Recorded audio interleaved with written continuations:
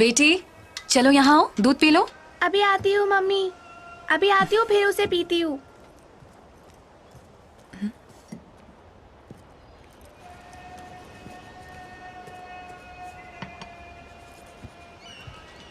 मेरी प्यारी बेटी। दिखाओ।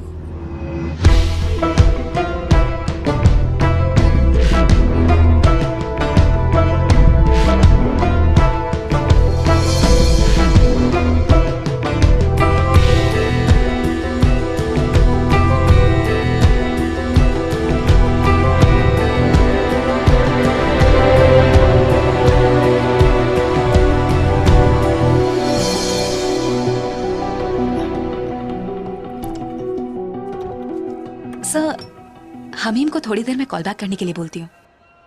Okay sir. ज़ायरा। पापा जी। बताइए ये ड्राइंग कैसी है? अरे वाह, वेरी गुड। हमीम, ऑफिस से सर का कॉल आया था, उनसे कहा तुमसे कॉल करवाती हूँ।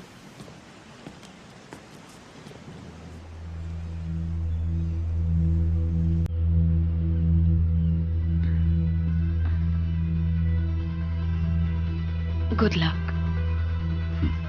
Thank you.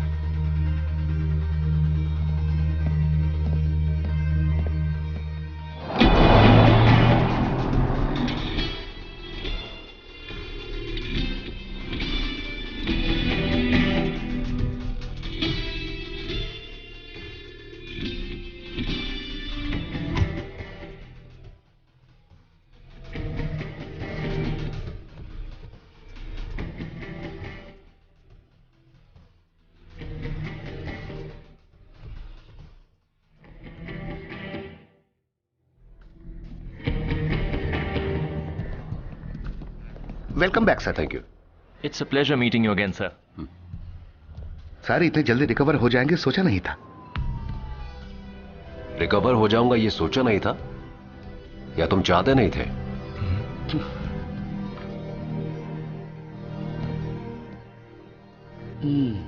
पहले ये बब्बर शेर था, पर पिछले केस में इसका शिकार हो गया। उस वक्त छोड़ गया था, अब मेडिकल लीव के बाद वापस आया है।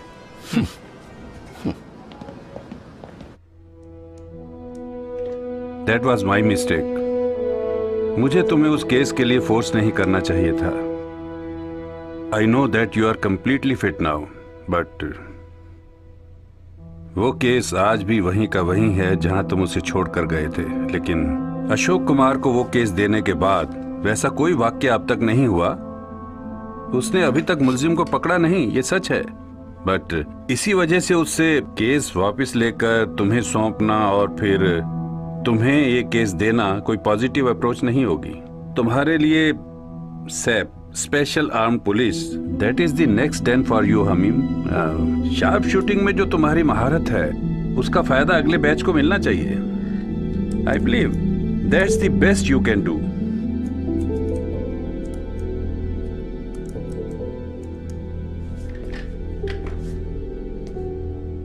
Haider, are you leaving? मुझे क्या करना है वो तो आपने डिसाइड कर ही लिया है। एक जमाना था जब पुलिस फोर्स में हैदर की जरूरत थी, लेकिन ऐसा लगता है कि अब वो जरूरत सिर्फ मेरी तरफ से है। A series of murder। उसी दौरान उसको इंजरी हुई थी। 2 bullet shots on his leg।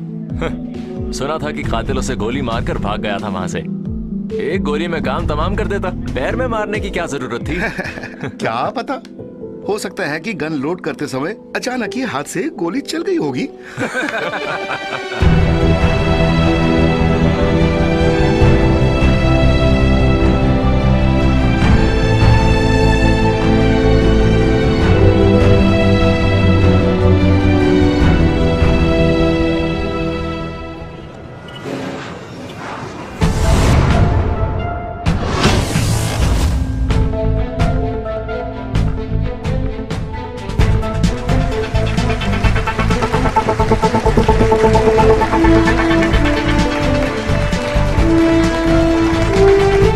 पहले 1 नवंबर की शाम को चेकुमपुरम नाम के गांव से जिष्णु अचानक लापता हो गया था। आज भी उसके माता पिता और उसके गांव के लोग उसके वापस आने का इंतजार और उम्मीद कर रहे हैं। उन्हें विश्वास है कि जिष्णु वापस जरूर आएगा। क्या जिष्णु जिंदा है? अगर हाँ तो कहाँ है? वापस क्यों नहीं आ रहा? जिष्णु की गुमशुदगी का शक उसके नेबर नंदू के ऊपर है। नंदू के साथ साथ उसके परिवार वाले भी शक के दायरे में हैं। पुलिस आज तक इस केस में किसी नतीजे पर नहीं पहुंच पाई है। थर्ड आई ने इससे पहले भी इस तरह के अनसुलझे केसेस को आगे बढ़ाने में मदद की है। जिष्णु का केस भी ऐसे ही रीओपन होने के इंतजार में है।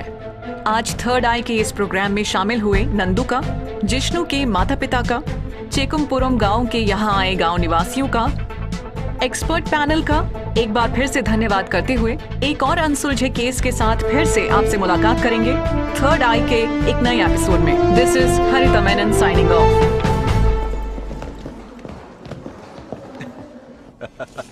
कविता चलो। ऋषि, माता जी तुम्हें पूछ रही थी, बहुत देर से वेट कर रही हैं। मैं अभी आकर तुम्हें माँ बुलाती जी हूँ। आप कब से बैठी हैं? मुझे बुला लिया होता। मैं इनको हरिता मैडम से मिलवाता हूँ। तुम एक काम करो, गाड़ी लेकर निकलो। मैं अभी पहुँचता हूँ। ठीक है, आइए माँ जी। प्रेस मीट है, जल्दी आ ठीक है जाना। मैडम, ये माँ जी मेरे एक परिचित के थ्रू आई हैं आपसे मिलने के लिए। क्या समस्या है माँ जी? मैं नियतिनकरा से आई हूँ। मेरा नाम थ्रेसी अम्मा है।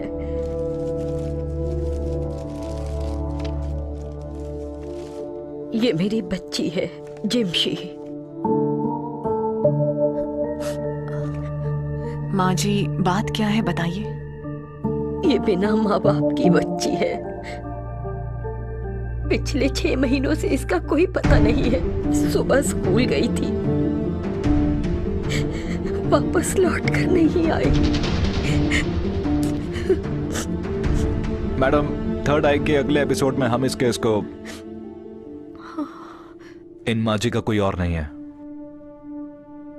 मेरी बच्ची को ढूंढने वाला और मेरी मदद करने वाला और कोई भी नहीं है बेटी। माँ जी आप रोइए मत, मैं समझ सकती हूँ। मुझसे जो भी मदद हो सकेगी मैं करूंगी। आइए माँ जी चलते हैं।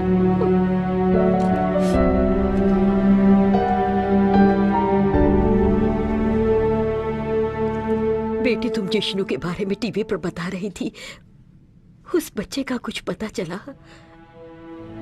नहीं।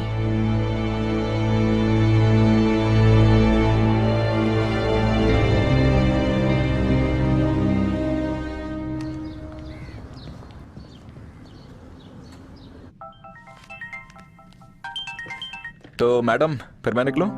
टाइम हो गया है। वैसे आज कहाँ जा रहे हो? प्रेस क्लब में। वो मंत्री जी है ना, वन मंत्री। ओह, क्या इस्तीफा दे रहे हैं? अरे कहाँ मैडम, पूरा केरल भी उनके खिलाफ हो जाए तो भी वो इस्तीफा देने के लिए तैयार नहीं होंगे। हमारी तरफ से सवाल पूछ के उनकी परेशानी मत बढ़ा देना, जानते हो ना? मैं जानता हूँ, हमारे चैनल की रोजी रोटी का सवाल है, ऐसे कैसे खिलाफ जा सकता हूँ? तुम जाओ। Okay ma'am.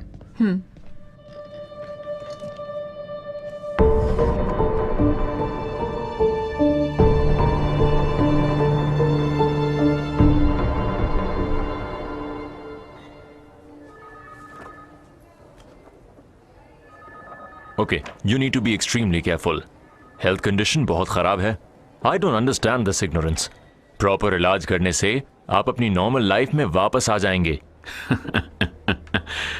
तो मैं नॉर्मल नहीं हूं, ये बात डॉक्टर को भी पता लग गई, हाँ?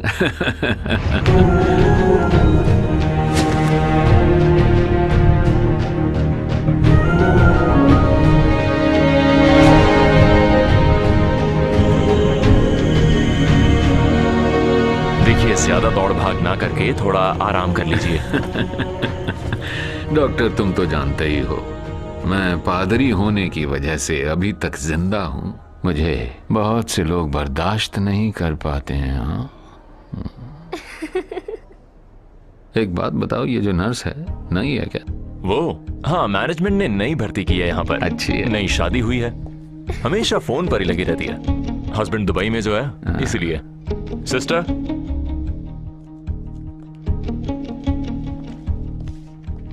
ये फादर की फाइल है, इसे अलमारी में रख दो. Yes doctor. एक मिनट सुनो, इधर आओ.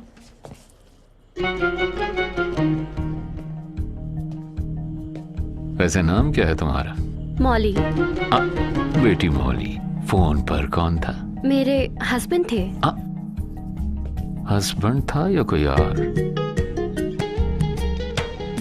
वैसे आजकल की लड़कियों का ये फैशन है, एक घर में और एक बाहर।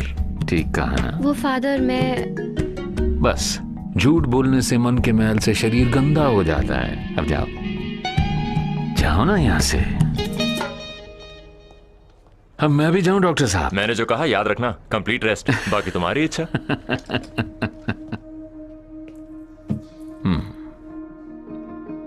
डॉक्टर साहब, हो सकता है मैं भी जीसस की तरह क्रॉस पे चढ़ जाऊं, या फिर मैंने जैसा कहा कोई मुझे मार भी सकता है।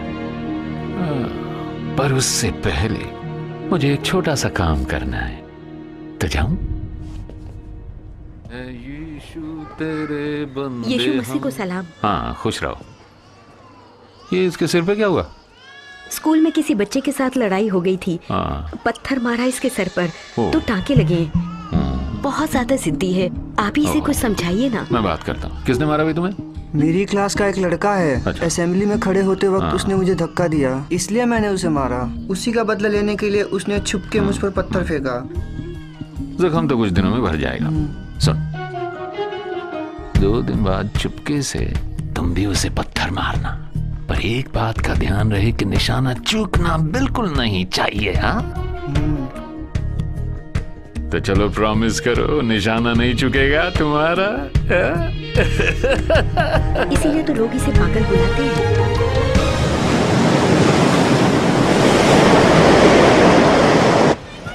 अरे मुझे बात करो।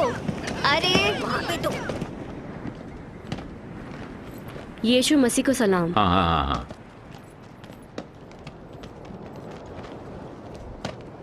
हाँ, हेलो, हरिता मेनन? या स्पीकिंग। हाँ, मैं फादर वर्गीस पुनियालन, बीच वाले चर्च का पादरी हूँ। बताइए फादर। बेटी, मैं तुमसे मिलना चाहता हूँ। काम क्या है फादर? सभा के लिए लगातार आर्टिकल्स लिखकर मैं थक चुका हूँ बेटी। 5 साल पहले मैंने जो किताब अल्लाह था राकू पिन्निले लिखी थी, उससे तुम्हें बहुत दिक्कत हुई थी ना। मेरे खिलाफ हो गए थे सब लोग।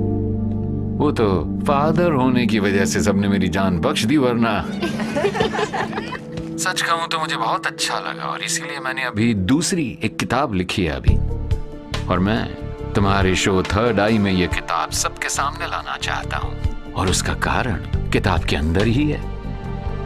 तो बताओ, तुमसे कब मिल सकता हूं मैं? फादर एक काम कीजिए, आप घर आ जाइए। घर का पता और टाइम मैं मैसेज कर देती हूँ। Okay, thank you Haritha, thank you very much.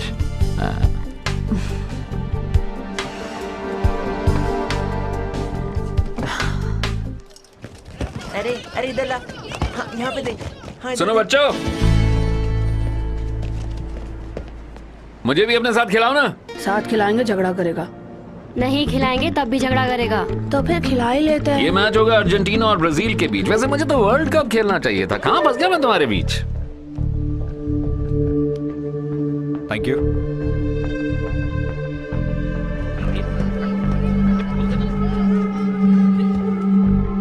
सुनो, तुम वर्गीस नाम के किसी फादर को जानते हो? कौन? वो बीच के पास के चर्च वाला? अभी उसी से बात हुई थी क्या? हाँ। आपने शायद उन्हें पहचाना नहीं। अरे वो तो बब्बर शेर है, उसकी जो पिछली किताब आई थी उसने बहुत तूफान मचाया था। उसी वक्त से वो सभा से बाहर सही है। वैसे उसने कॉल क्यों किया था? कह रहा था उसने एक नई बुक लिखी है। मैंने कहा ठीक है, आमने सामने मिलके बात कर लेते हैं। उसे अपना एड्रेस मैसेज कर रही हूँ। बुक की पब्लिशिंग के लिए आपको क्यों बुला रहा है?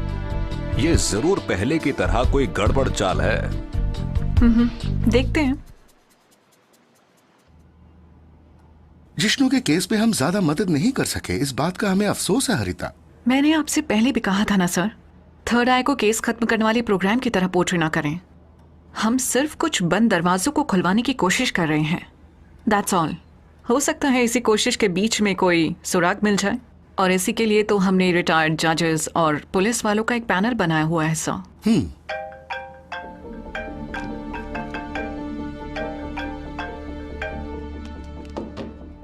So what's next? एक नॉर्मल मैन मिसिंग केस से हटकर हमें कुछ अलग करना चाहिए हरिता। जिष्णु के केस जैसे ही एक केस के सिलसिले में एक लेडी मुझसे मिलने आई थी। किसी जिम्सी का मिसिंग केस था। But what you said is true. Sensational case को ओपन करने से ही हम लोगों की दिलचस्पी बढ़ा सकते हैं। ये कुछ पुरानी केस फाइल्स हैं जिन्हें मैं आपको रेफर कर रही हूँ।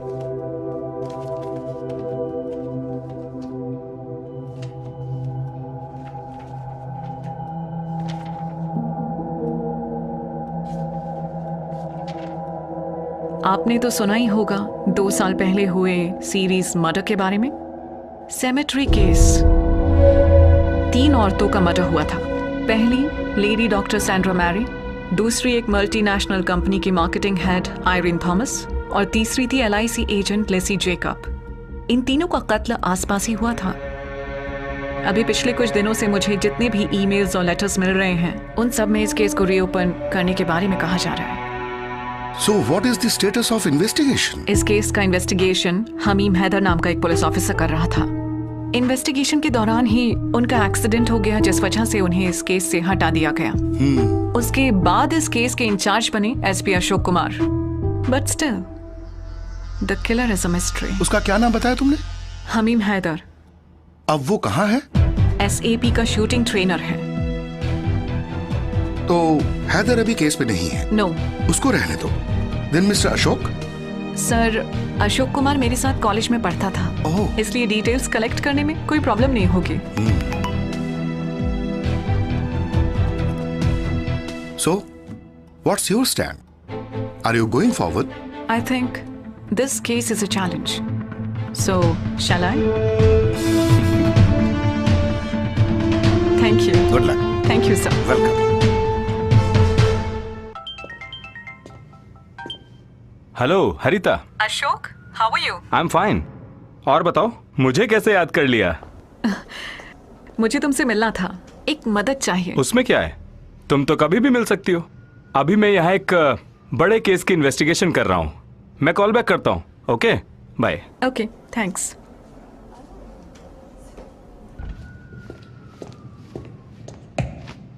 हाँ, मेरी इंफॉर्मेशन के मुताबिक ही इनको अरेस्ट किया है ना? Yes sir. तो ठीक है, मैं ही उससे क्रॉस क्वेश्चनिंग करता हूँ। Okay sir.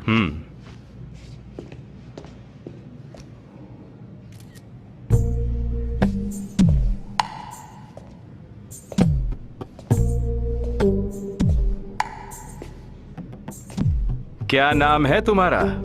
शालिनी। कितने दिनों से इस फील्ड में हो? बोलती क्यों नहीं? अरे रो मत। और तुम्हारा नाम क्या है? रेशमा। हाँ, फिर तो तुम्हारी कोई गलती नहीं। ओह, अब तुम्हारा नाम भी पूछना पड़ेगा क्या? सुमा।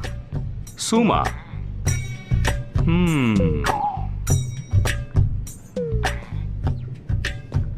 नमस्कार सर। हट्टे कट्टे हो, कोई काम क्यों नहीं करते? साला। सर, रेड के समय यही था इनके साथ। अच्छा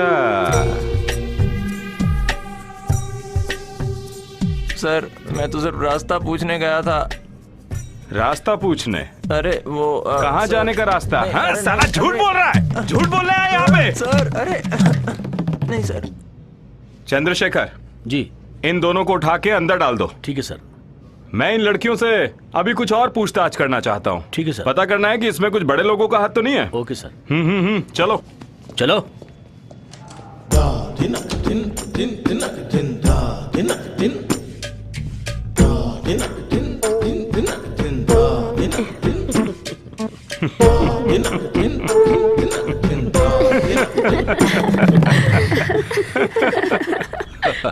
हाँ, देखिए, पार्टी चैनल की कामयाबी पार्टी की ही कामयाबी है।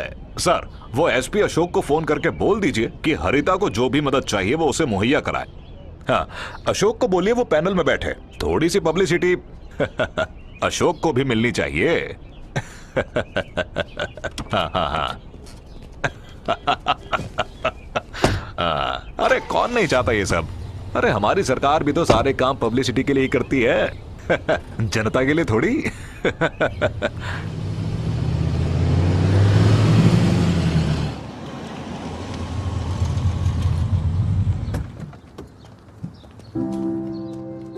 Hello sir. यस सर, मैं जाइना, हम फॉर लाइफ के मेंबर्स हैं। Oh yes yes, I remember. Sir, हम चैनल के किसी प्रोग्राम में फॉर लाइफ की एक्टिविटीज को लेकर एक डिस्कशन करना चाहते हैं। Being a popular program, we prefer Third Eye. लेकिन थर्ड आई के प्रोग्राम के नेचर के साथ आपके काम का कोई तालमेल नहीं है। लेकिन हाँ, पैनलिस्ट में या स्पेक्टेटर्स में या फिर किसी खास केस के साथ आपको लिंक कर सकते हैं या नहीं, मैं देखता हूँ। ओके, ठीक है, थैंक यू सर। ओके।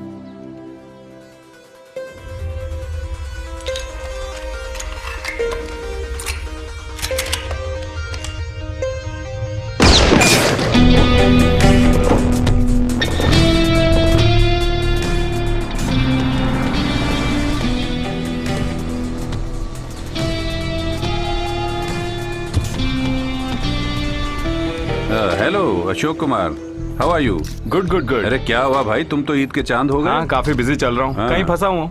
वो हैदर है ना वहाँ पर। अरे भाई, बिना दांत का शेर, वो याद है ना आपको? तुम दोनों की ईगो प्रॉब्लम्स अभी दूर नहीं हुई। उसके लिए हम दोनों में से किसी एक का मरना जरूरी है ना। चलता हूँ। हाँ।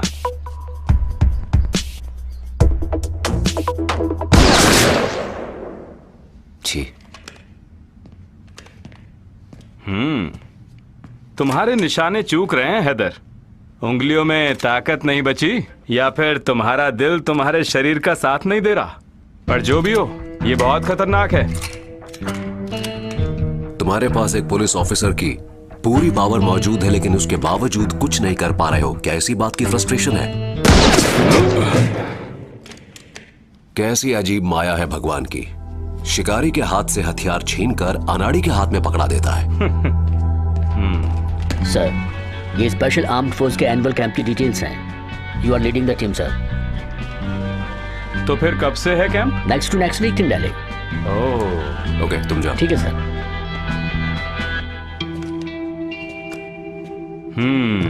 अच्छा, तो तुम यहाँ से बचकर भाग रहे हो। वैसे मैं यहाँ आया था एक इम्पोर्टेंट बात बताने के लिए। हमारा वो जो पुराना सिमेट्री केस था ना, वो रीओपन हो रहा है थ्रू व्यूज 24/7। तुमने सुना ही होगा थर्ड आई के बारे में। उसके अगले एपिसोड में हरिता मेनन इसी केस के बारे में बात करेगी। मेरी पुरानी दोस्त है वो। ऊपर से ऑर्डर आया है कि उसे जो भी मदद चाहिए वो दी जाए। पार्टी का चैनल है ना, जैसा कहेंगे हाँ वैसा करना पड़ेगा। ये देखा तुमने, सिमेट्री केस की फाइल है हरिता को देने के लिए। अगर सच कहूं तो ये काम कानून के खिलाफ है ना, लेकिन ये फाइल उसे देने के पीछे मेरा अपना कुछ खास मकसद भी है। पहला, इस प्रोग्राम के जरिए तुम्हें लोगों के सामने नंगा करना। दूसरा, उसी के साथ साथ मुझे लाइमलाइट में भी तो आना है ना। अरे चला क्या? अच्छा, तो इन सब से खेल रहा है।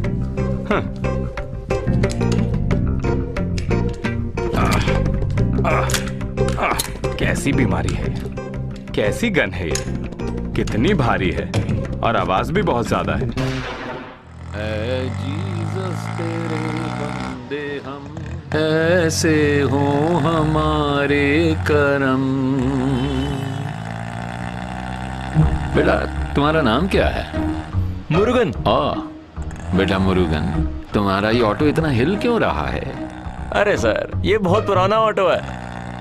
मुरुगन, शराब पीते हो ना तुम? अरे फादर, वो तो अब ज्यादा सफाई मत दो। हाँ, और शराब पीने के बाद बीवी को मारते पीटते भी हो? हमेशा तो नहीं फादर, लेकिन उससे कभी कोई गलती हो जाती है तो एक दो तो जमा ही देता हूँ मैं। वैसे मैं उससे प्यार तो बहुत करता हूँ फादर। मैंने तो ऑटो में उसका नाम भी लिखा है, गायत्री। बढ़िया है। मुझे माफ कर दीजिएगा फादर। अगर बीवी ने गलती किया तो दो चार हाथ जमाने में कोई बुराई भी नहीं है मुरुगन बेटा।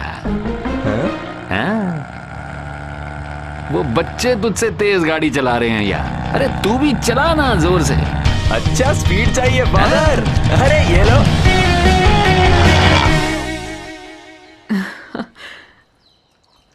अच्छा, तो उससे गाली खा कर आ रहे हो। तो फिर वैसे प्रॉब्लम क्या है तुम दोनों के बीच में? हाँ, ऐसा कुछ खास तो नहीं है। अगर तुम चाहो तो प्रोफेशनल जेलसी कह सकती हो। वो केस उसके हाथ से लेकर जब मुझे दिया गया तब से उसे प्रॉब्लम है। प्रॉब्लम की असली जड़ ये केस है या तुम उससे डरते हो? हे, डरता तो मैं किसी के बाप से भी नहीं हूँ, समझी तुम? बस बस, मैं समझ गई। तुम चाय पियो। Excuse me. हेलो सर, मैंने मैडम को बता दिया था, पर सर मैडम दूसरे केस की प्रेपरेशन में है। हाँ बस बस, यहीं रोक दो, यहीं रोक दो। हाँ? कितने पैसे हुए मुरुगन बेटा? अरे जो मर्जी। सर 1 मिनट होल्ड कीजिए। मैडम, फादर आ गए हैं। कौन? फादर वर्गीस? जी हाँ, वही। इतने ज्यादा यार, बाकी शाम के लिए।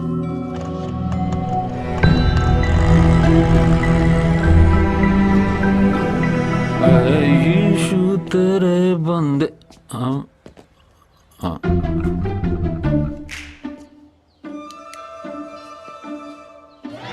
हाँ?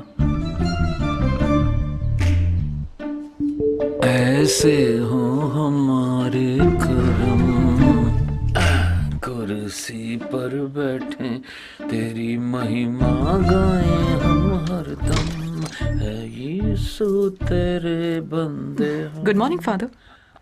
Good morning. बैठे। हाँ, गेस्ट है कोई घर पे? हाँ, मेरे दोस्त हैं। हरिता, ये तुम्हारे लिए है। ये मेरी दूसरी किताब है, पब्लिश नहीं हुई है, फर्स्ट कॉपी है। हरिता, इसे थर्ड आई के अगले एपिसोड में इंट्रोड्यूस करो ना। Father, third I book introduce करने का प्रोग्राम नहीं है, लेकिन चैनल के किसी और प्रोग्राम के लिए मैं इसे रख लेती हूँ। और वैसे भी अगले प्रोग्राम के लिए मैं कोई और केस फिक्स कर चुकी हूँ।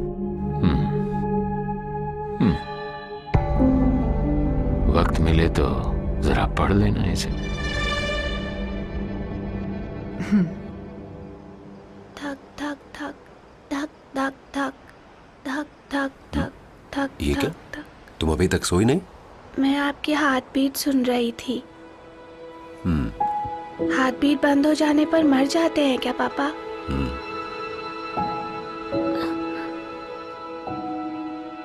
पापा, अपने पैर का निशान एक बार और दिखाओ ना।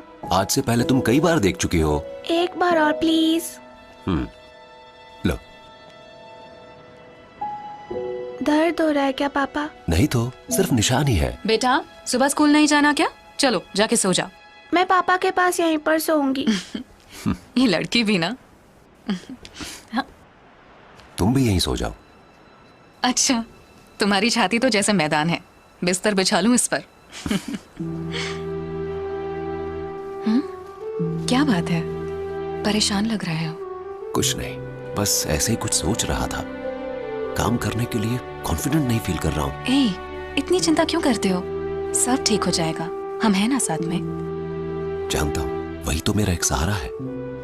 एक टाइम था जब मैं इसकी कीमत नहीं समझता था।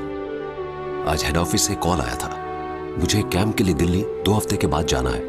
आई am supposed to be leading the team, पर मैं ऐसा कर नहीं सकता तुम लोगों को छोड़कर।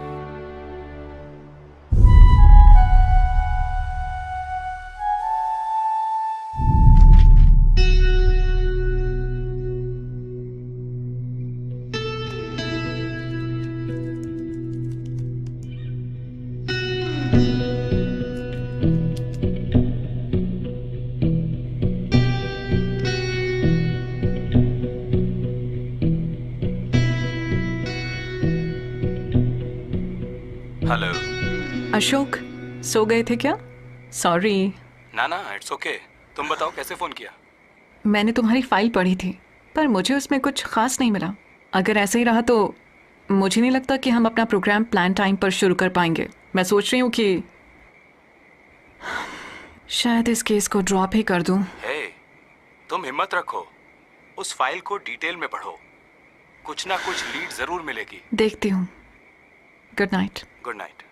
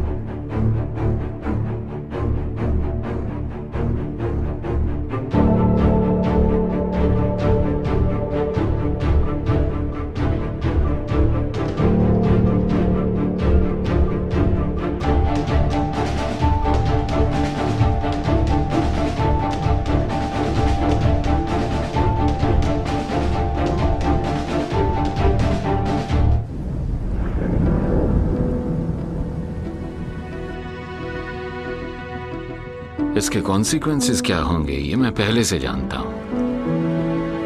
फादर इससे भी पहले एक किताब लिख चुके हैं सर। बहुत हंगामा हुआ था उस पर, चर्च के अनुयायियों और सभा दोनों के बीच। सबसे पहला विरोध तो हमारी सभा में ही होगा। उनके लिए तो मैं सबसे बड़ा धूर्त पुत्र हूँ, ये सोचते हैं वो मेरे बारे में। नॉट ओनली दैट, ये केस अभी भी बंद नहीं हुआ है। तुम लोगों को मुझे प्रोटेक्शन दिलवाना ही पड़ेगा। अब पूछोगी नहीं कि क्यों? You are running a media, वो भी रूलिंग पार्टी का चैनल चलाती हो, तो जनता तक सारी सच्चाई पहुंचने तक मेरे जीवन, मेरी प्रोटेक्शन की जिम्मेदारी तुम्हारी बनती है। वैसे फादर को बस यही एक आश्वासन चाहिए हमसे। Father is a very good lead for this show, so we should not miss this opportunity. Sir, अगर हम नहीं तो कोई और चैनल इसे टेकअप कर लेगा, so why should we miss this? अगर मेरी ये शर्तें तुम लोग नहीं पूरी कर सकते हो तो रहने दो।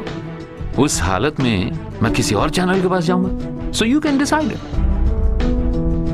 Okay, I understand. वैसे अगर फादर ने मुझे चुना है, there is a motive behind it. आखिर हमारा ही चैनल क्यों? मैंने पूछा उनसे। Answer is very clear. Third eye is a live show. छुपे हुए रहस्य तुम्हारे शो में लोगों के सामने आते हैं, that too in real time. Program के टेलीकास्ट के दौरान किसी और का इंटरफेरेंस हो ही नहीं सकता। यही वजह है, सिर्फ यही एक वजह है। So what do you say Haritha? Now the decision is yours. So, when can we start our first episode? Shall we?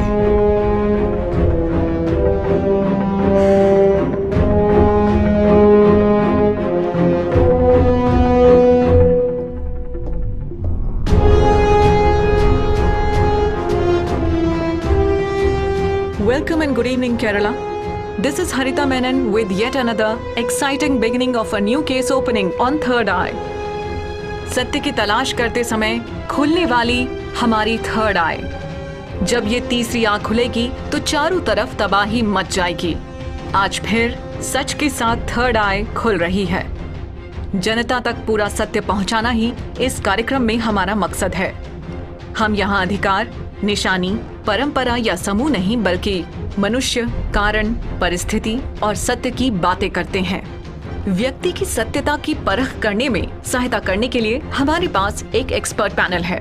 Retired high court जज Mr Subramanya Swamy, retired DGP Suleman Rawther, criminal psychologist Mrs Leela Amma Varghese and SP Mr Ashok Kumar.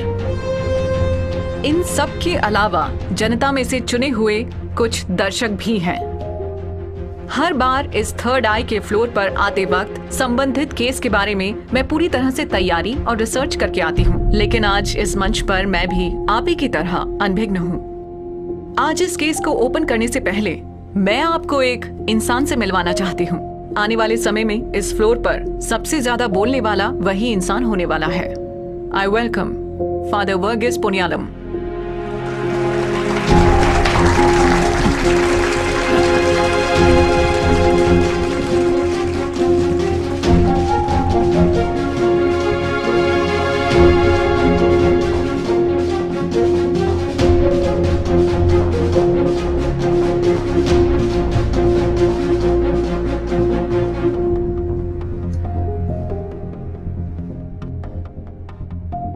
Third Eye में हम पहली बार एक किताब को introduce कर रहे हैं।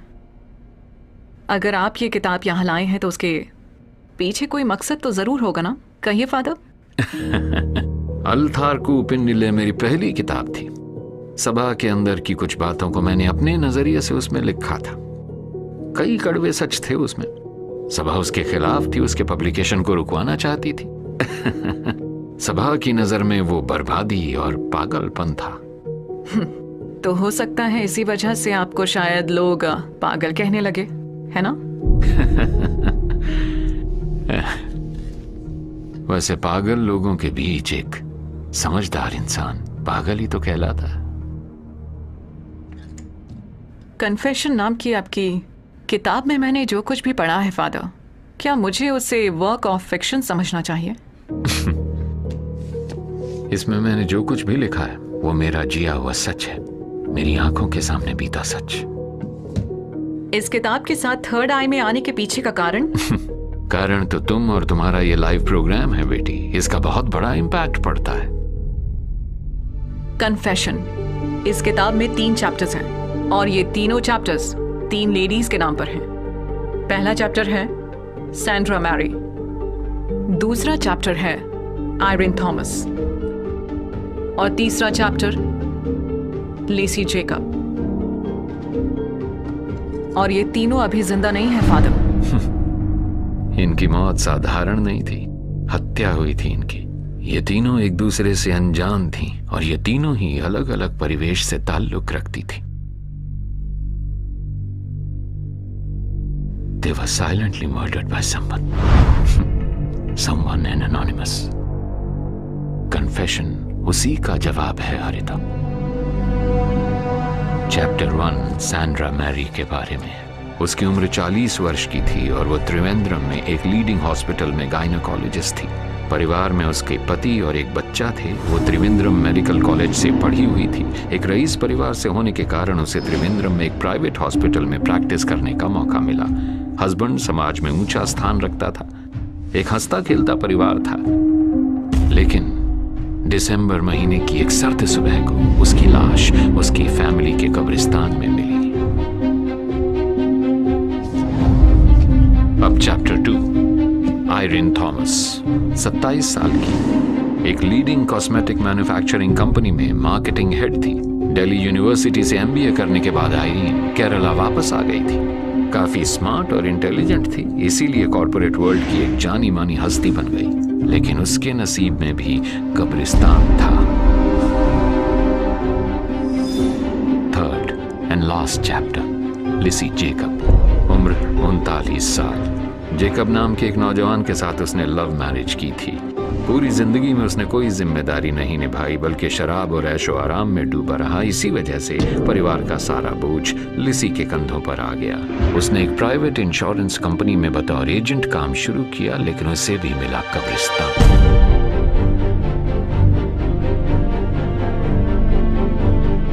इन तीनों महिलाओं के जीवन और मृत्यु के बारे में जो भी कहा गया है वो सब सच है, ऐसा हम मानते हैं। पर मैं आपको बता दूं, अभी भी ऐसे बहुत से सवाल हैं जिनके जवाब मिलने बाकी हैं फादर। इन तीनों महिलाओं की मौत किस तरह से हुई और किस वजह से हुई? कौन है वो जिसने इन्हें मारा? इन सारी बातों का जिक्र ना तो पुलिस के FIR में है और ना ही आपकी किताब में। तो खोलकर बताइए फादर, कौन है वो हत्यारा?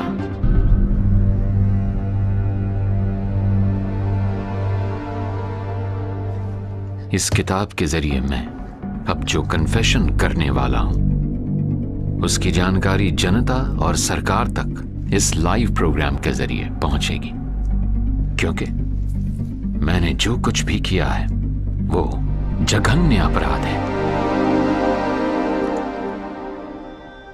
हे जीसस क्राइस्ट, मैं बहुत बड़ा पापी हूं। मुझे सबसे बड़ी सजा दो। मुझे अपनी शरण में ले लो जीसस क्राइस्ट। मुझ पे कृपा करो जीसस।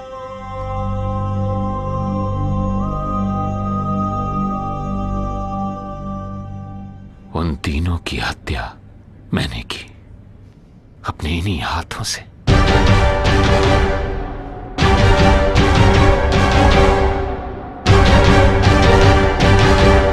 इस केस की जांच करने वाले SP अशोक कुमार आज के हमारे पैनल में हैं, जानते हैं ना फादर? मिस्टर अशोक कुमार, कहना चाहते हैं आप कुछ?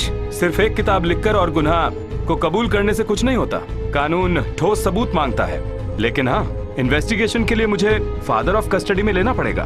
मैंने ये इन्फॉर्मेशन फॉरवर्ड कर दी है। इस फ्लोर से बाहर जाते ही आप मेरी कस्टडी में होंगे जब तक ये केस खत्म नहीं हो जाता। अब आप क्या कहेंगे फादर? इस कन्फेशन के परिणाम क्या होंगे ये मैं पहले से ही जानता था।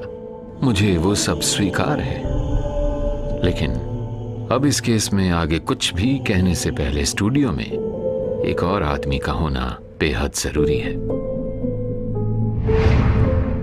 कौन है वो आदमी? 2 साल पहले इसके investigation officer SP Hamim Haider. अगर वो यहाँ नहीं आया तो मैं कोर्ट में ये कहूंगा कि ये पागल पादरी का फितूर है।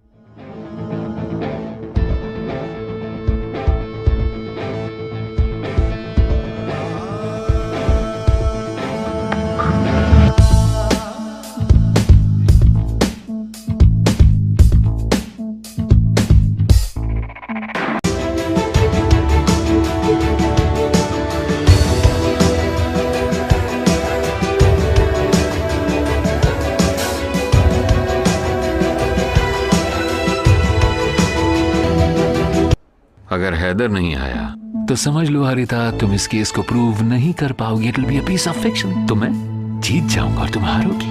तो बेहतर ये होगा कि इस केस का ट्रायल सारी जनता के सामने हो और इसकी जिम्मेदारी तुम पर है हरिता। तो बुलाओ हैदर को। अगर हैदर यहाँ नहीं आया तो तुम्हारे प्रोफेशनलिज्म पे भी क्वेश्चन मार्क लग जाएगा Haritha. So call Haider, that's the only way out. Okay?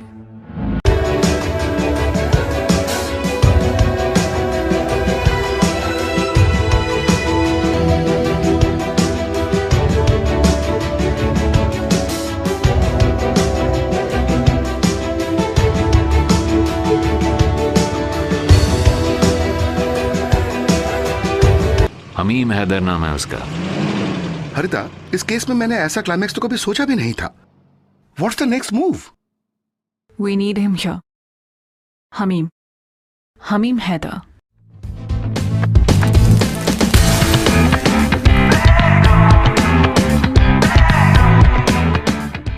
Father Puniyalan का जो भी बयान है वो बहुत ही ज्यादा दुर्भाग्यपूर्ण और तकलीफदेह है। सभा इस केस का सामना किस तरह करने वाली है? व्यूज 24/7 के हरिता मेनन के मुताबिक सिमेट्री केस के अगले एपिसोड में सभा ने अपने एक प्रतिनिधि को भेजने का फैसला किया है। इस केस में आने वाला फैसला अगर परमात्मा और न्याय के अनुसार होगा तो सभा उसे मानेगी। मामा बॉल। क्या? अरे पकड़ो पकड़ो।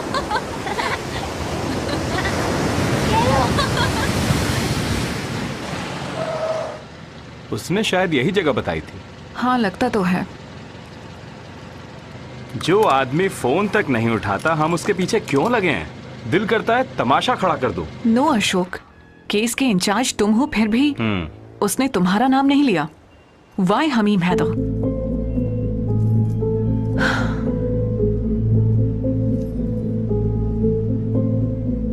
हेलो मिस्टर हैदर, मैं पहुंच गई हूं। ओके।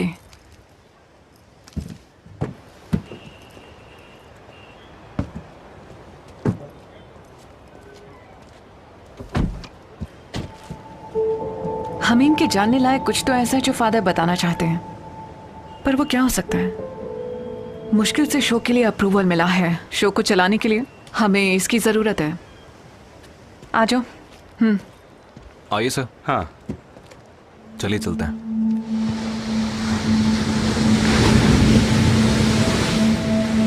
Hello sir. हेलो। मैं यहाँ किस लिए आई हूँ ये तो आप जानते ही होंगे।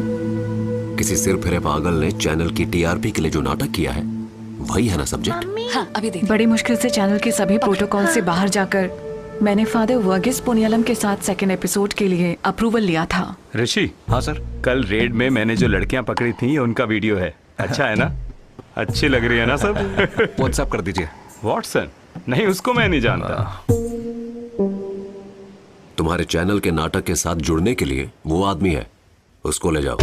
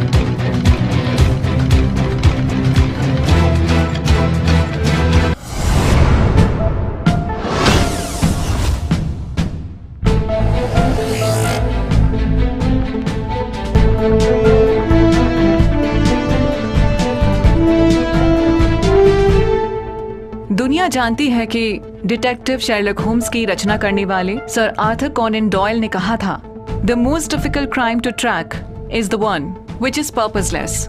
बिना किसी मकसद के किए जाने वाला जो क्राइम है उसे सुलझाना मुश्किल है। आज यहाँ जनता को हैरान कर देने वाले सीरीज ऑफ मर्डर केस की परतें खुल रही हैं। हॉट सीट पर हैं सिमेट्री केस में खुद को कातिल बताने वाले फादर वर्गीस पुनियालम। सामने बैठे हैं इस केस के पुराने इन्वेस्टिगेटिंग ऑफिसर हमीम हैदर। मैं जानती हूँ आपको इस केस का हिस्सा बनने में कोई दिलचस्पी नहीं है। शायद आपको ये समस्या है कि एक पुलिस ऑफिसर के तौर पर आप जो नहीं कर पाए वो इस चैनल पर हो रहा है।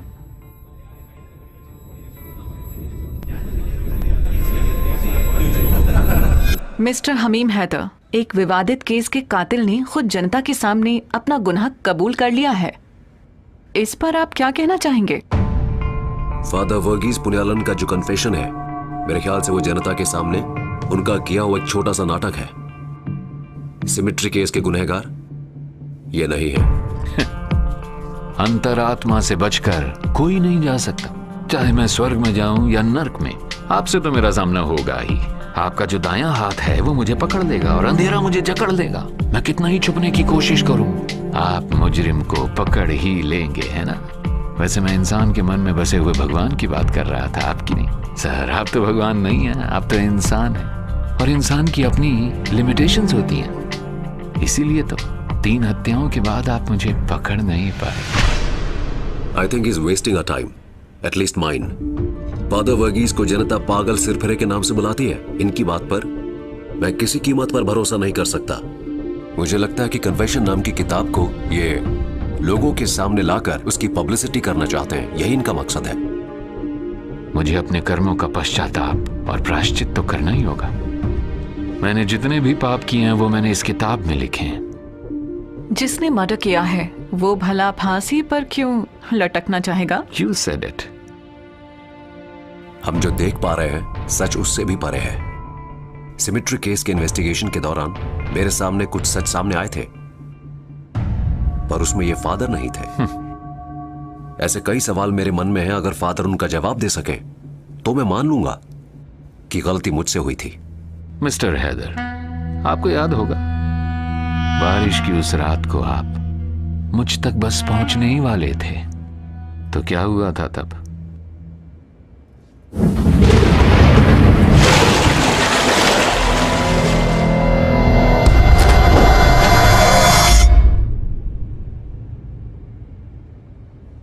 गन पॉइंट पे होने के बावजूद मैंने आपकी जान नहीं ली थी।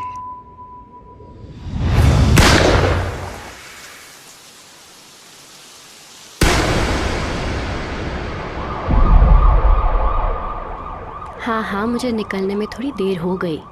मैं देर से भी घर पहुंचूं तब भी वो माइंड नहीं करते। उतनी फ्रीडम तो है। इसीलिए मैं भी उनके पर्सनल मैटर्स में दखल नहीं देती। म्यूचुअल अंडरस्टैंडिंग है। Okay, bye then. मैं कल कॉल करती हूँ।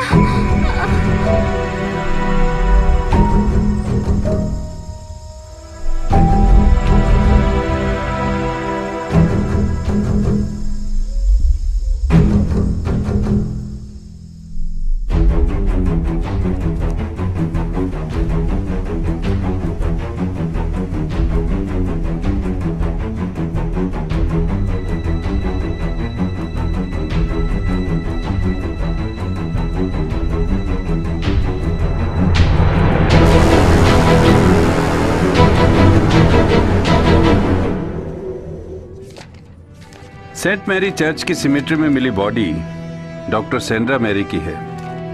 चर्च के आसपास के किसी व्यक्ति का इसमें हाथ होगा।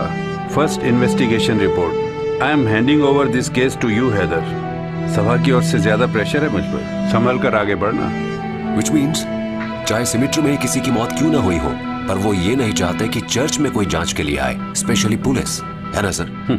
प्लीज हैदर, अपने उतावलेपन को इस केस से दूर रखना। It's very sensitive. तो ये मतलब हुआ कि हमें सिर्फ खोजी कुत्ते वाला काम करना है। सूंघ सूंघ कर कातिल के पास पहुंचना तो है, पर उसे दबोचना नहीं है। कमाल की होती है पुलिस की नौकरी। हैदर, कभी कभी पुलिस से ज्यादा इज्जत तो कुत्तों को मिल जाती है। विद ऑल ड्यू रिस्पेक्ट, आने वाले दिनों में मेरा ध्यान इस केस पर ही रहेगा। Very good.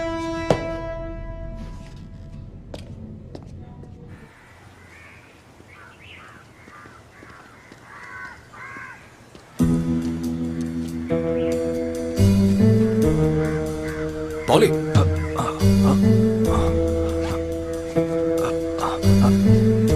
चलो।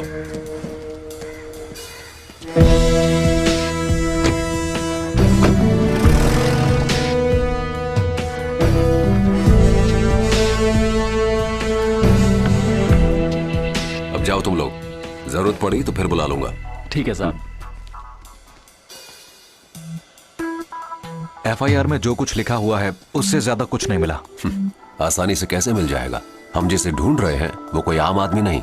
चलो गाड़ी में। Okay sir.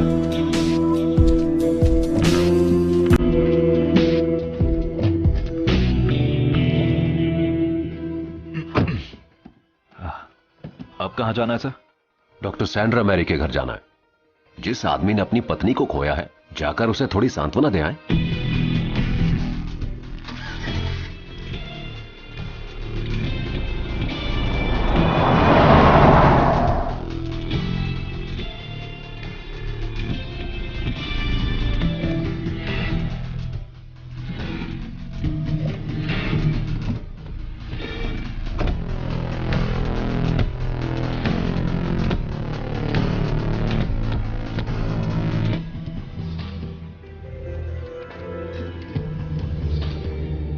Good morning. Good morning. I am SP Hamir Haider. आइए। मैं इस केस का। बैठिए।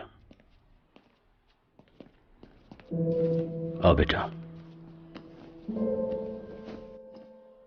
इंट्रोडक्शन की जरूरत नहीं है। मैं जानता हूं कि ये केस आपको दिया गया है। डॉक्टर सैंड्रा मेरी वाइफ की कंसल्टिंग डॉक्टर भी थी। ये हमारा बेटा है निक्सन। हेलो सर, मेरी माँ ने किसी का क्या बिगाड़ा था sir? Why did they kill my mother? We are on the right track to find the killer and the motive. I want to see him. I want to kill that. नहीं, अभी तुम शांत रहो, सही समय पर बुला लूंगा। उठो, अपने कमरे में जाओ।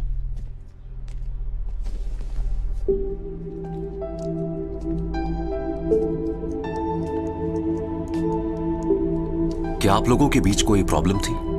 आई मीन, रिलेशनशिप से जुड़ी कोई प्रॉब्लम? या, दैट वाज इयर्स बैक। मैं हमेशा बिजनेस टूर पर रहता था, तो शक होना तो लाजमी ही बात थी। वो मुझ पर शक करती थी, बट आई नेवर बॉदर्ड। देखिए, मैं आपके रिलेशनशिप के बारे में नहीं पूछ रहा हूं। I was asking about your wife, doctor Sandra. No, nothing. बल्कि she was a lady medical professional, so she will have a lot of admirers. See, police officer, I'm not that kind of a person to zoom into her personal and professional life. All right. क्या मैं Sandra का room देख सकता हूं? हाँ जरूर, आइए। सुन लिया सर? बोल रहा है वाइफ के एडमायर्स थे।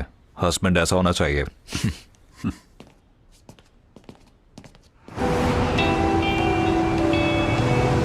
डॉक्टर सैंड्रा मैरी जिस हॉस्पिटल में काम कर रही थी, वहां से तो कुछ नहीं मिला सर। और दूसरी बात यह कि डॉक्टर सैंड्रा मैरी को इस हॉस्पिटल को ज्वाइन किए हुए भी ज्यादा वक्त नहीं हुआ था। सो डॉक्टर सैंड्रा मैरी के बारे में और जानने के लिए हमें उनके पिछले हॉस्पिटल भी जाना पड़ सकता है। बिल्कुल। What do you think about John Matthew? Sir मुझे नहीं लगता कि उसकी वाइफ की मौत से उसे कोई फर्क पड़ा है। Very natural behaviour. हो सकता है एक्टिंग कर रहा हो, है ना sir? He is accepting the reality and moving ahead. But Nixon, उम्र कम होने के बावजूद माँ के कातिल के लिए उसके अंदर बहुत गुस्सा है। I think he is mentally disturbed. Dr. Sandra Mary, honest, sincere, hardworking and empathetic to the poor. इसका मतलब ये हुआ कि उनके साथ किसी की कोई दुश्मनी या नफरत नहीं थी। फिर कौन हो सकता है?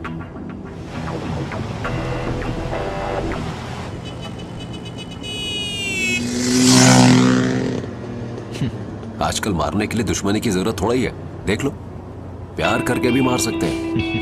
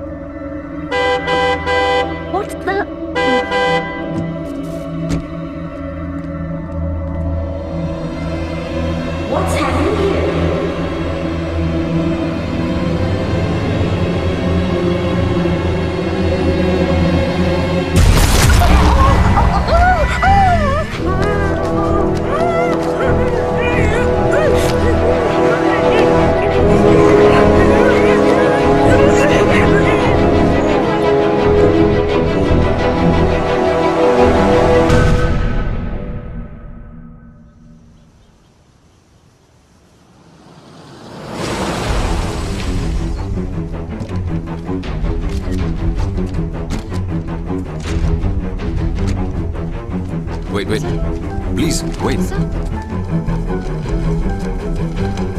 वहीं रुकिए आप लोग।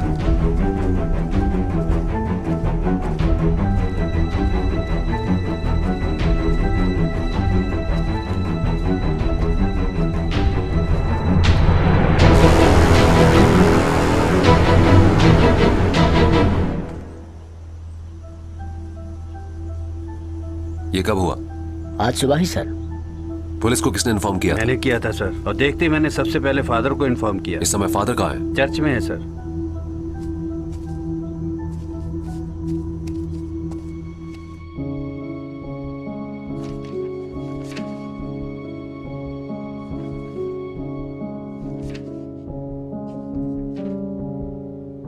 दोनों मर्डर के पीछे एक ही आदमी हो सकता है, ऐसा पोस्टमार्टम रिपोर्ट कह रही है। मर्डर को करने का टाइम और मर्डर के वेपन का चुनाव लगभग एक जैसा ही है। लेकिन सर, दोनों ही समाज में अच्छी खासी हैसियत रखती थी, इसलिए इसमें पर्सनल रिवेंज जैसी कोई बात नहीं लगती। अभी कुछ नहीं कहा जा सकता, पर एक बात पक्की है,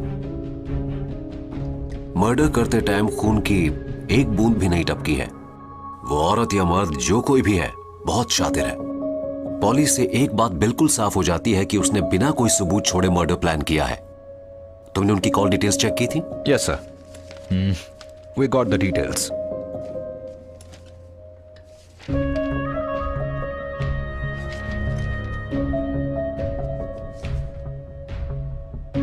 कॉल डिटेल से साफ हो जाता है कि दोनों मकतूल हमें एक बड़ी मुसीबत की तरफ ले जा रही हैं।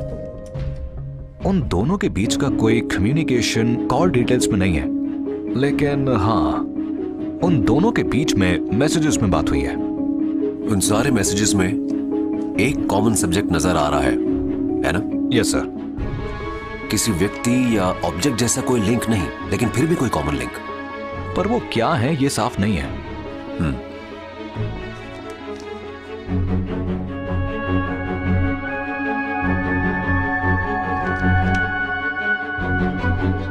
एंजल्स।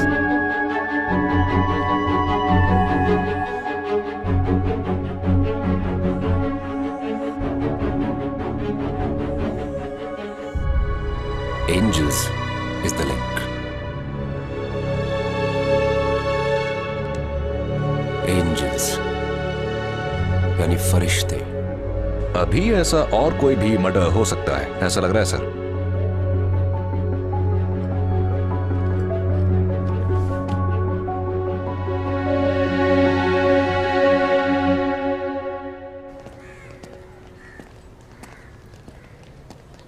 ठीक है, पर ये फुल टाइम एक्टिविटीज के लिए तो टाइम नहीं है। अरे आप आ गए? मैंने सोचा काम के सिलसिले में मुझे पिक करना तो भूल ही गए होंगे आप। आओ चलते हैं। बस एक मिनट। ये सब फॉर लाइफ के एक्टिव मेंबर्स हैं। Devu, hi. Gauri, Nitin, Hello, sir. Tahir and Joy. Hi sir. Hello, I am Hameem. Joy sir, nice to meet you. चलो, see you. Okay. Okay, see you then. Meeting में जो लोग आए थे वो पूछ रहे थे बस एक ही बच्चा क्यों? इससे उनका क्या लेना देना? सिर्फ एक ही नहीं, कई लोग पूछ चुके हैं।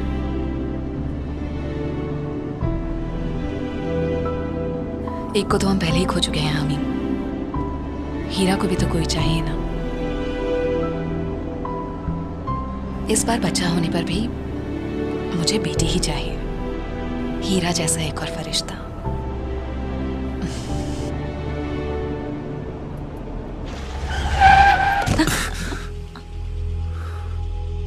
हीरा जैसी? हाँ, एक फरिश्ता।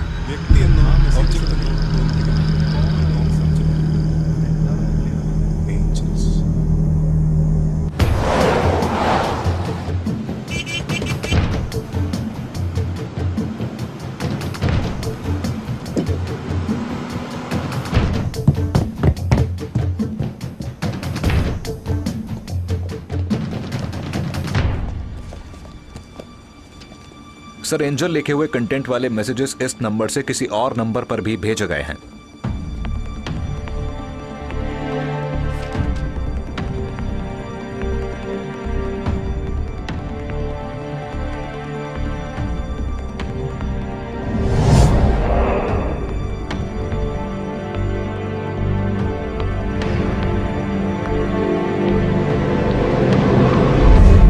जो नहीं करना चाहिए शैतान हमसे वो भी करवाता है। इनकी टांग पर गोली चलाने के लिए भी मुझे शैतान ने ही प्रेरित किया था, लेकिन उसकी वजह से ही मेरा पूरा करियर खत्म हो गया।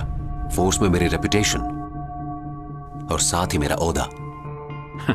मैं तुम्हें मार सकता था Haider, but you were not my target actually. मैं बस ये चाहता था कि तुम मेरे रास्ते में मत आओ, उसके लिए मारना जरूरी नहीं था। मतलब आज मैं आपके एहसान की वजह से जिंदा हूं, है ना फादर? पर मेरा सवाल अब भी बाकी है। बेझिझक पूछो। I am here to answer all your questions my dear. Cemetery case के मर्डर्स का अंदाज बिल्कुल अलग था। उन तीनों महिलाओं का कत्ल एक ही तरह किया गया, without shedding a single drop of blood. सपनों में जैसी कहानियां बनती हैं उनकी तरह नहीं है ये। Now you are absolutely right mister Haider. Murder के लिए इस्तेमाल किया गया हथियार यहां मौजूद है। जीव वायु, प्राण वायु, करुणामय भगवान की ओर से इस संसार में भरी गई ऑक्सीजन। ये जीवन देती है तो मौत भी देती है। बस जीवन देने वाली वायु को खून में इंजेक्ट करने की जरूरत है।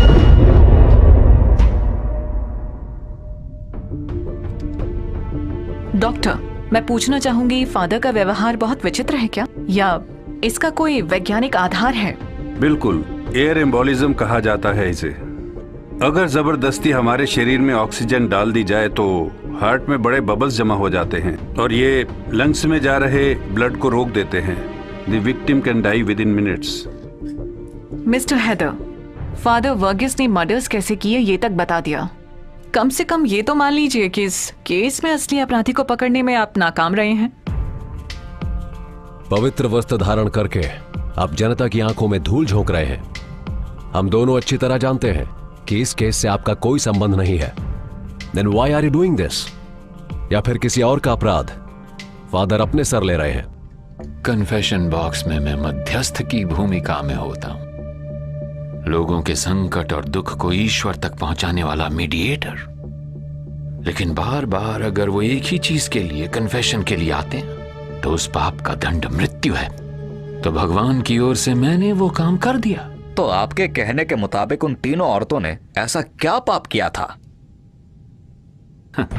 हर बार वो कन्फेशन बॉक्स में आकर अपने दुष्चरित्र को बताती थी, बार बार वही पाप करती। ऐसी औरतों की कामेच्छा को व्यभिचार नहीं कहा जाता सर, लेकिन पैसे से संपन्न ऐसी महिलाएं वैश्या से भी कई गुजरी हैं। किसी की कन्फेशन का राज लोगों के सामने बयान करना वर्जित है फादर। बात चाहे प्राणों पर भी आ जाए, तब भी एक पादरी को ऐसा नहीं करना चाहिए। यहाँ इस वक्त इस स्टूडियो में उपस्थित लोगों में इस केस से संबंधित लोग भी हैं। आइए देखते हैं वो क्या कहना चाहते हैं। मिस्टर नील फर्नांडिस।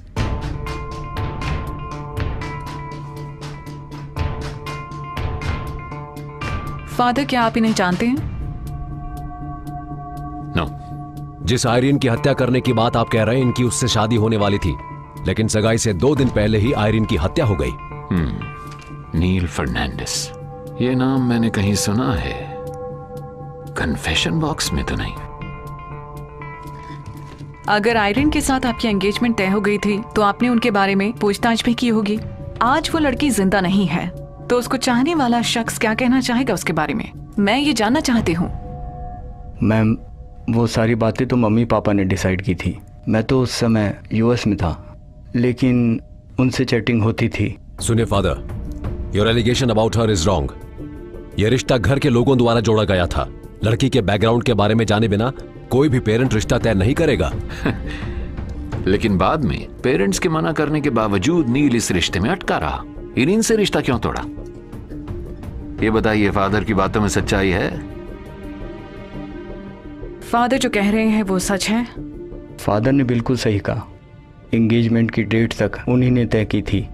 उसके बाद उन्हीं लोगों ने कहा कि ये रिश्ता ठीक नहीं रहेगा, लेकिन उस समय उसका रीज़न मुझे पता नहीं था। अब और कौन सा सबूत चाहिए?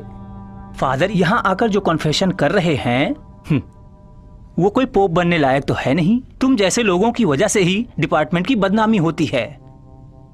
लेकिन एक पादरी कातिल कैसे बन सकता है? रोजी रोटी कमाने के लिए जो जिस्म का सौदा करे उन्हें क्षमा किया जा सकता है, लेकिन इतना पैसा होने के बावजूद जो अपने पति और परिवार को धोखा दें, उन्हें भगवान क्षमा नहीं कर सकते। तो भगवान के गुस्से का कारण है ये तीनों महिलाएं, लिसी जेकब, आयरीन, सैंड्रा मैरी। पापी लोगों के लिए विलाप नहीं करना चाहिए। भगवान से कोई भूल नहीं हुई।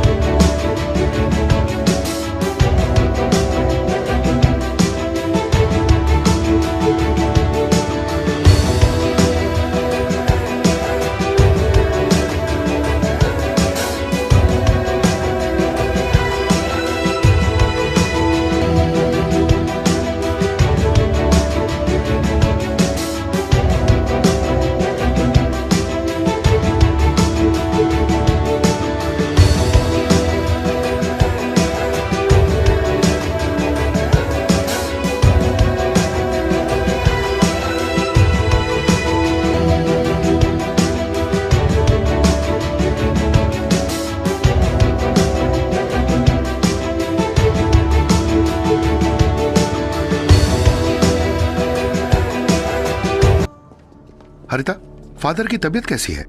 Now he is okay. अब ये मामला बहुत क्रिटिकल हो गया है, अब हम इससे आगे नहीं जा सकते। अब आगे जो भी होगा लीगल तरीके से होना चाहिए। व्हाट डू यू थिंक हरिता? पर हरिता प्लीज, सिर्फ तुम्हारे कहने पर ही मैं शो पर आया था।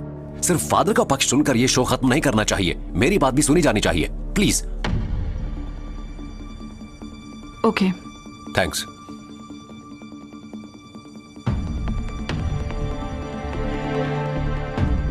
Hello Zara. Hameem, is everything alright? हाँ, सब कुछ ठीक है। I am okay. गुड़िया सो गई? वो तो कब की सो गई। Okay, I will be back soon. Bye.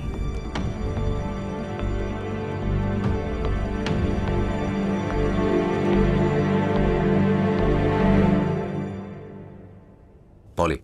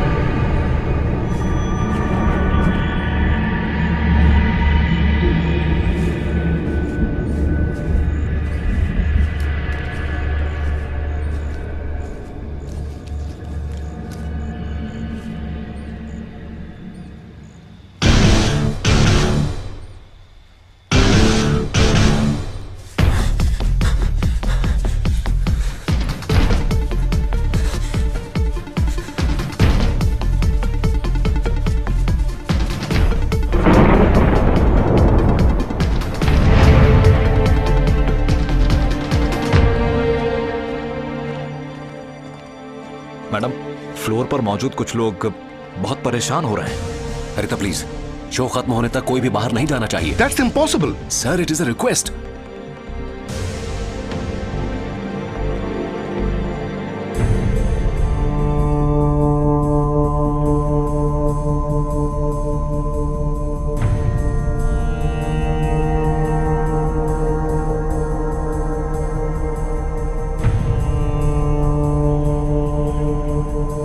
Third Eye में इस वक्त चर्चा हो रही है बेहद विवादित सिमेट्री केस के बारे में, जो अभी तक अनसुलझा है, जो अभी तक अनुत्तरित है। मिस्टर हैदर, जो बात आप कह रहे हैं उसका क्या महत्व है? महत्व है। इस शो के खत्म होने से पहले मैं एक और व्यक्ति को इंट्रोड्यूस करना चाहूंगा। त्रिसिम्हा चाको,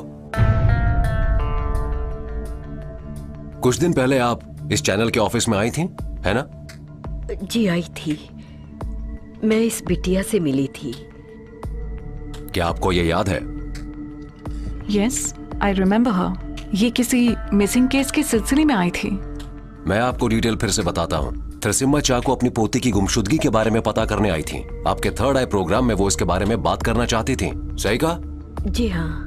तो इन्होंने क्या कहा? कहा था बुलाएंगी, लेकिन बुलाया नहीं। मिस्टर हैदर, इन दोनों केसेस के बीच में क्या संबंध है? आप अपनी नाकामी कहीं हमारे सर तो नहीं थोपना चाहते? मिस्टर हैदर, हम अभी सिमेट्री केस के बारे में बात कर रहे हैं। पहले इसकी बात कीजिए, उसके बाद कोई बात करेंगे। Let me finish!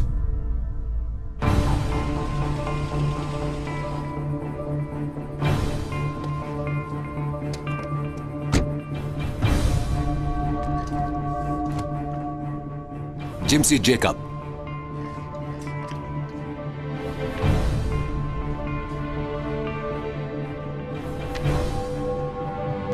Jimsy Jacob की गुमशुदगी के बारे में बात करने आई थी थ्रेसिम्मा चा को आपके चैनल पर। और जिम्सी जेकब की गुमशुदगी का संबंध सिमेट्री केस से है, और इस केस का सही फैसला तभी होगा जब जिम्सी जेकब यहां पर होगी। जिम्सी यहां मौजूद है। पॉली,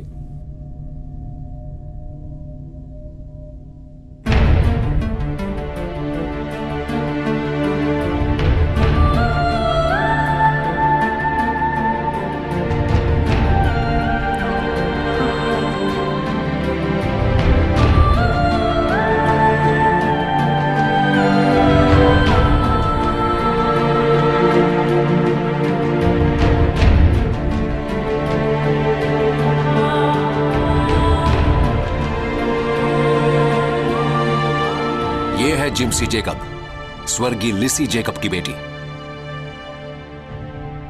जिम्सी, तुम डर तो नहीं रही हो ना? पॉली,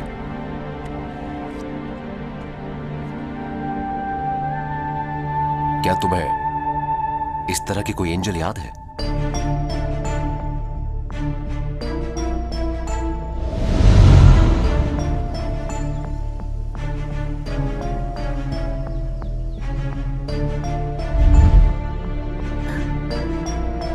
इस तरह के कई एंजल्स हैं मेरे पास। मुझे एक अंकल ने दिए थे। अच्छा, तुम उन अंकल को पहचान लोगी? हाँ शायद, मैंने उनकी एक ही झलक देखी थी।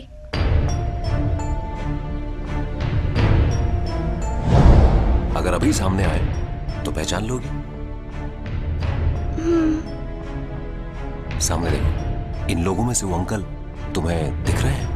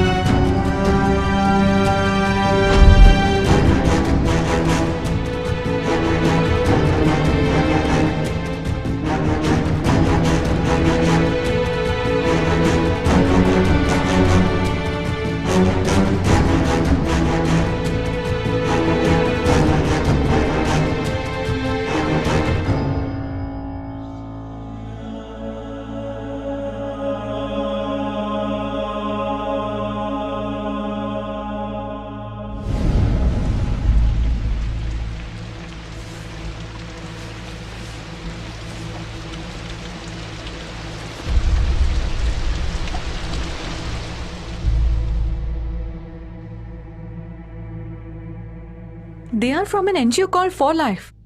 ये यहाँ पर हमारे खास मेहमान के तौर पर आए हैं। जिम्सी जेकब के लिए थ्रेसिमा के अकाउंट में हर महीने विदाउट फेल हर हाल में पैसे भेजने वाला, जिम्सी को तोहफे और एंजल्स देने वाला असल में एक ही आदमी है, और उस आदमी तक मैं सिमेट्री केस की तहकीकात करते करते पहुंच चुका था। अब आप सबको उसका नाम भी बता देता हूं, गौरी शंकर। किसी परिवार की आर्थिक मदद करना और एक छोटी सी बच्ची को कोई तोहफा दे देना एक क्राइम कैसे हो सकता है? लिसी की मौत हो जाने के बाद उसकी बेटी की देखभाल ये भला क्यों कर रहा है? जिम्सी जेकब को अपनी बेटी की तरह ये क्यों पाल रहा है? ये मैं तो समझ गया हूं, आप सब भी जान लें कि गौरी शंकर है कौन। जीवन के लिए काम करने वाली फॉर लाइफ संस्था और उसकी ये वर्दी तुम्हारी मदद नहीं कर पाएगी।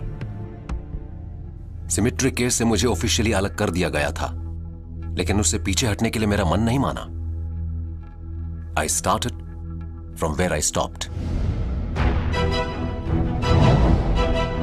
लिसी जेकब के घर से ही मैंने शुरुआत की, और थ्रेसिमा से ही मुझे उन्हें मिल रही मदद के बारे में पता चला।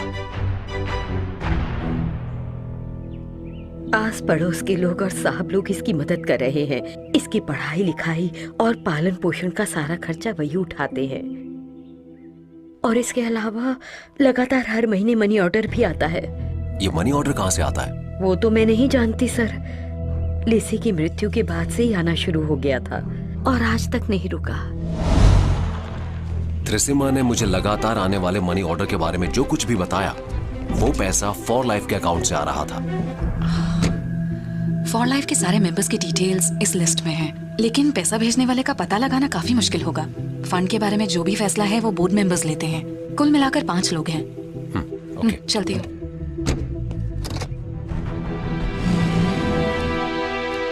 सैंड्रा के सभी पुराने सहयोगियों से मैंने पूछताछ की।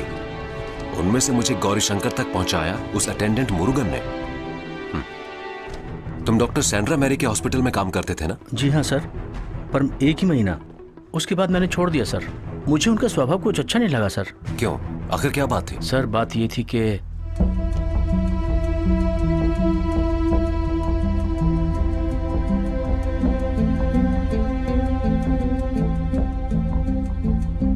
ये बात तुमने किसी और को बताई थी? नहीं सर। सर वो सर एक और सर को मैंने ये बात बताई थी। किसे बताई थी?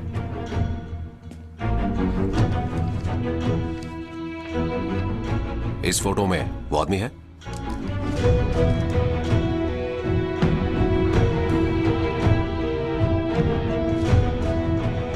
गौरी शंकर की इन तीनों महिलाओं से दुश्मनी के बारे में मुझे तब पता चला जब मैंने डॉक्टर सैंड्रा की पेशेंट्स लिस्ट में नंदिता गौरी शंकर का नाम देखा। सिमेट्री केस के बारे में मैं कुछ नहीं जानता, लेकिन मेरी नजर में सैंड्रा मैरी, एरिन थॉमस और लिसी जेकब ये तीनों पापी महिलाएं थीं।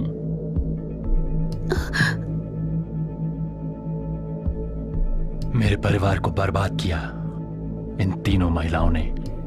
मिस्टर हमीम हैदर अभी तक जो कुछ भी कहा वो सब सच है। उन तीनों महिलाओं की हत्या मैंने की।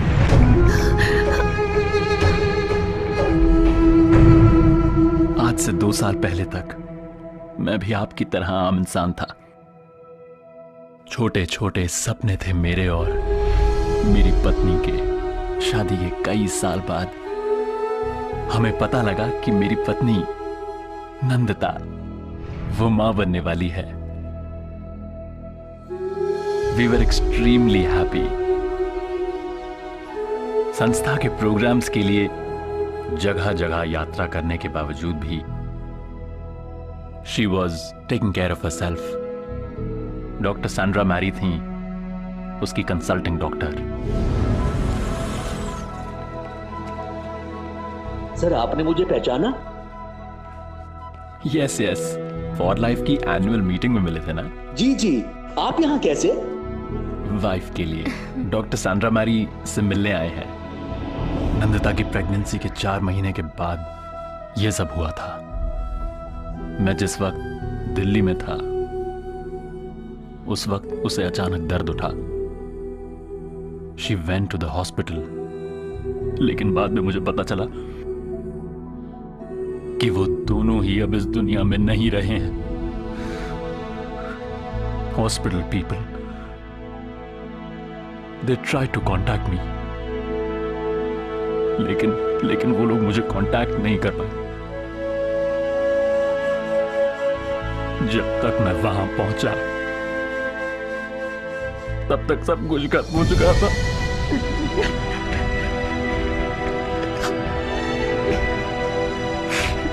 I lost my life. I lost my family.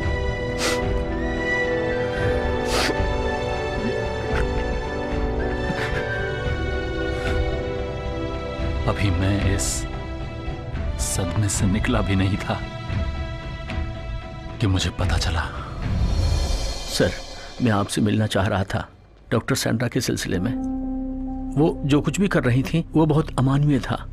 वो बच्चों की जिंदगी के साथ खिलवाड़ कर रही थी। आपकी पत्नी को भी उसने झूठ बोलकर बचाया सर।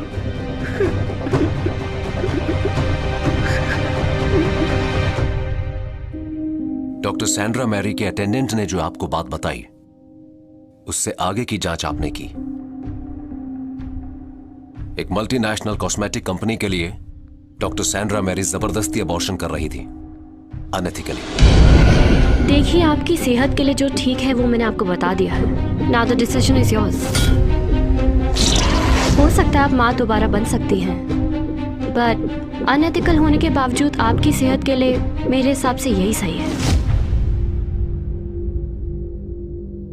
बच्चा सांस नहीं ले रहा है, बच्चे की ग्रोथ नहीं है, जन्म लेने पर असामान्य हो सकता है। बहुत से लोगों को इन बातों से डराकर डॉक्टर सैंड्रा मैरी अबॉर्शन करवाने के लिए कहती थी। डॉक्टर सैंड्रा के विक्टिम्स थे पहली बार मां बनी गौरीशंकर की पत्नी और इनका वो पहला बच्चा।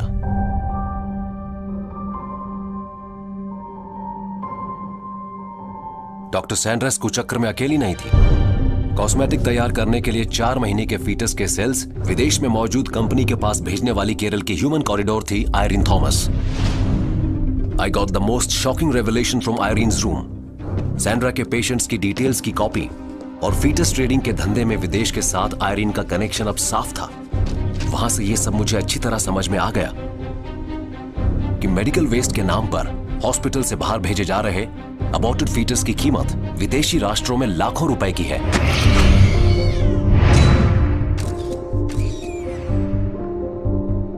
सैंड्रा और आयरीन के बीच की कड़ी थी लिसी जेकब। ठीक कह रहा हूं ना मैं गौरीशंकर? अब चिंता मत कीजिए अम्मा, जिम्सी मेरे पास सुरक्षित रहेगी। जिम्सी को मनी ऑर्डर भेजने वाले फॉर लाइफ के मेंबर का पता लगाने के लिए थ्रिसिम्मा की सहमति से मैंने जिम्सी को वहां से कहीं दूर भेज दिया। I knew that someone was watching us silently, but he did not turn up. चले?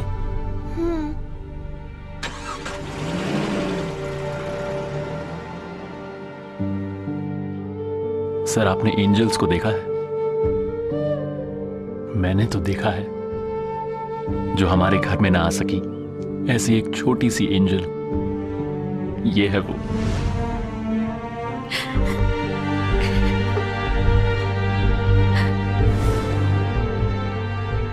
जो औरों को जीने नहीं देते हैं, जीवन की कीमत नहीं समझते, उन्हें जीने का कोई हक नहीं है। अपनी वजह से अनाथ हुई बच्ची का जीवन गरीबी में देखकर ये उसके रक्षक बन गए, इसे अपना समझने लगे और इसके भविष्य के लिए निवेश भी किया। सिमेट्री केस के पीछे जो भी कहानियां थीं, वो गौरीशंकर पर खत्म होती हैं, लेकिन अभी भी एक सवाल बाकी है। फादर वर्गीस पुनियालम, आखिर आप हैं कौन?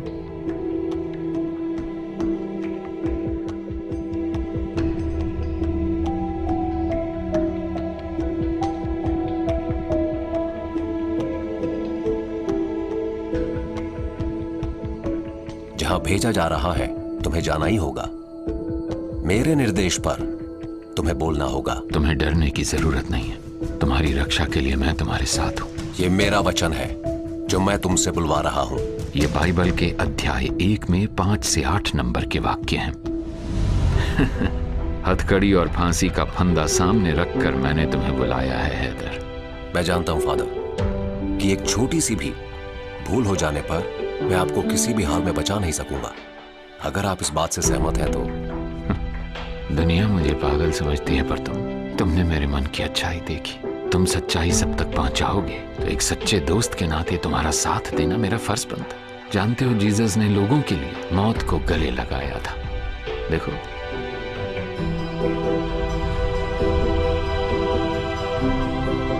अब बताओ, क्या मैं इतना भी नहीं कर सकता? तुम सच को सामने लाओ। फादर वर्गीस पुण्यालन, आपकी अगली किताब का नाम होगा कन्फेशन। उसमें जो कुछ लिखना है वो ये रहा।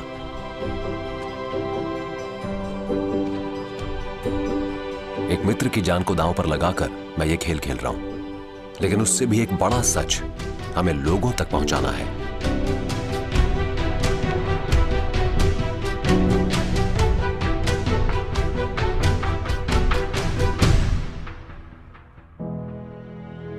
एक रियल लाइफ शो अब यहाँ आकर खत्म होने वाला है। उत्सुकता से भरे कुछ पल समाप्त होने वाले हैं। मानवता की सीमा से भी परे जाकर होने वाला नीच काम अभी आप सबकी आंखों के सामने था। आपने उसे देखा। समाज के सभी लोगों को अपनी दोनों आंखें हमेशा खुली रखनी चाहिए। हमारा मीडिया सत्य के साथ है, ये बात इस प्रोग्राम के जरिए स्पष्ट होती है। अगली बार एक नए विषय के साथ आपके सामने आने तक this is Haritha Menon signing of.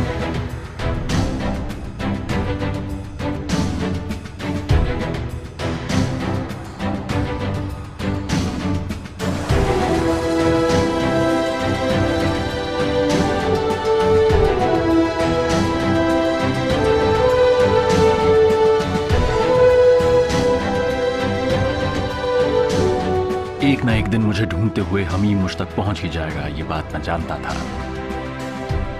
किसी भी गलत काम को कभी भी जायज नहीं ठहराया जा सकता। सिमेट्री केस में अपना गुनाह कबूल करने का समय आ गया है, ये मेरी समझ में आ गया था। आपके जिमशी बिटिया को इस शो में लेकर आने का मैं इंतजार कर रहा था, इसीलिए मैं वहां पर डायरेक्ट आया। थर्ड आई के फ्लोर पर पैर रखते ही मेरी नजर में आने वाला पहला चेहरा गौरी शंकर का था, लेकिन सिमेट्री केस और उसके पीछे छुपा हुआ रहस्य सिर्फ एक एफआईआर में खत्म नहीं होना चाहिए था। सभा और जीसस के अगेंस्ट ना तो मैंने कभी कुछ कहा ना कहूंगा। सिमेट्री केस के हल होने से पहले तक सभा की काफी बदनामी हुई। मैंने बदनामी को मिटाने के लिए ये किया। गौरी शंकर के परिवार के साथ हुए अपराध की जानकारी जनता तक पहुंचाना जरूरी था। इसके माध्यम से मैं उन अजन्मे एंजल्स को इस दुनिया में आने का एक मौका दे रहा था। तूफानों का सामना करना चाहिए, यही लिखा है हमारे ग्रंथों में। देखिए, फादर ने जो कुछ भी कहा है ये सब 100% सच ही है। सभा की बदनामी हुई, लेकिन फादर किसी को न्याय दिलाने के लिए लड़े। भगवान पर भरोसा करना चाहिए और सत्य की राह में निडर रहना चाहिए। फादर, मृत्यु आपके सामने खड़ी थी, फिर भी आपने ऐसा कदम क्यों उठाया? क्राइस्ट ने एक बार कहा था कि मित्र के लिए जीवन त्याग कर देने से बड़ा प्रेम और कोई नहीं। मैंने तो उनके वचन का पालन किया है।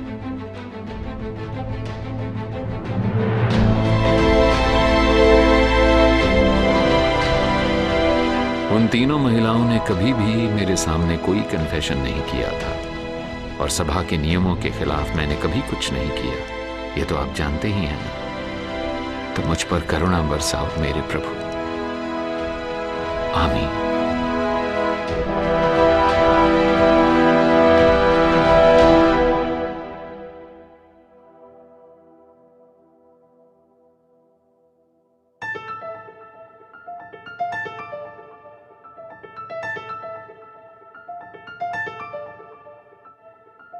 There is a motive behind every crime. लेकिन जब कानून अपना काम करता है तो कोई भी अपराधी उससे बच नहीं सकता।